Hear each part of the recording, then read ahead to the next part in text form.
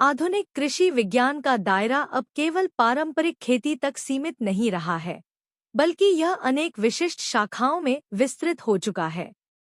तकनीकी नवाचार के तहत मृदा रहित खेती या सॉलिस एग्रीकल्चर के रूप में हाइड्रोपोनिक्स अर्थात जल में खेती और एरोपोनिक्स अर्थात हवा में जड़ों को लटकाकर खेती जैसी विधियों ने जन्म लिया है।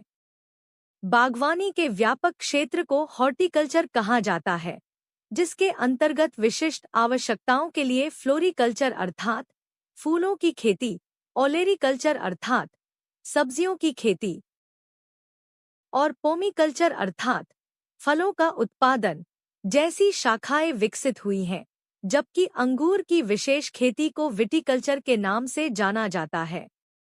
कृषि के साथ साथ जीवों का पालन भी आर्थिक दृष्टि से अत्यंत महत्वपूर्ण है। इसमें शहद और मोम के लिए एपीकल्चर या मधुमक्खी पालन तथा मछलियों के व्यावसायिक उत्पादन के लिए पीसीकल्चर या मत्स्य पालन प्रमुख हैं। रेशम उद्योग के लिए सेरीकल्चर या रेशम कीट पालन किया जाता है, जो पूरी तरह से मोरिकल्चर या शहतूत की खेती पर निर्भर है, क्योंकि शहतूत ही रेशम कीटों का भोजन है। अंत में इन सभी खेतियों को जैविक और उपजाऊ बनाए रखने के लिए वर्मी कल्चर या केंचुआ पालन की भूमिका अहम है, जिससे उच्च गुणवत्ता वाली खाद प्राप्त होती है।